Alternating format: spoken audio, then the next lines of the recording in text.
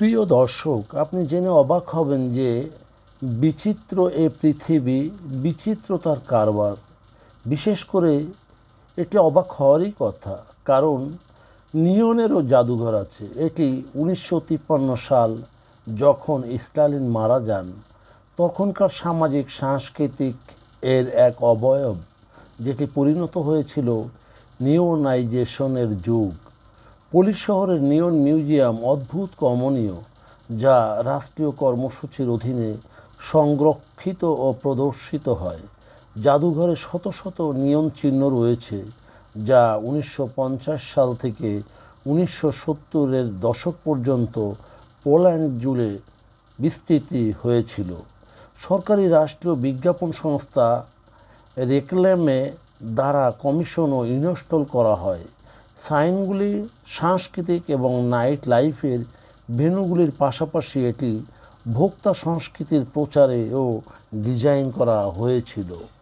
কোনো ব্র্যান্ডের নাম বা ব্যক্তিগত মালিকানাধীন ব্যবসা ছিল না। এটি যে কোনো স্থানে, যেমন গয়না, সেলাই মেশিন, নৃত্য, থিয়েটার ইত্যাদি বৈদ্যুতিক রঙের সুন্দর লুপে পোল্যান্ডের কিছু বিশিষ্ট শিল্পী বা গ্রাফিক ডিজাইনার দ্বারা নকশা করা হয়েছিল, যা অনেকগুলি অমুদ্রণমূলক বিশুদ্ধভাবে আলংকারিক চিহ্ন ছিল, যা ড্রাপ সম্মুখ সুন্দর করার জন্য ডিজাইনকৃত।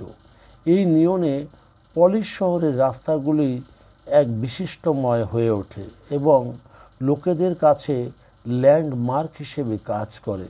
শীতল যুদ্ধ পরবর্তী যুগে এই চিহ্নগুলি হারিয়ে যেতে বসেছিল, আর সাথে সাথে এটি সংরক্ষণে পোলিশ ফটোগ্রাফার ইলোনা অনন্য শিল্প হিসেবে একটি ফর্ম হিসেবে দাঁড় করান এবং নথিভুক্ত করেন, যার ফলস্বরূপ আজকে পলিশ নিয়নের জয় জয়কার। এটি ইউরোপের বৃহত্তম নিয়ন সংগ্রহশালা হিসেবে পরিগণিত।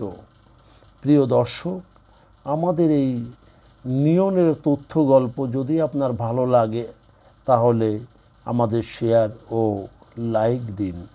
ধন্যবাদ।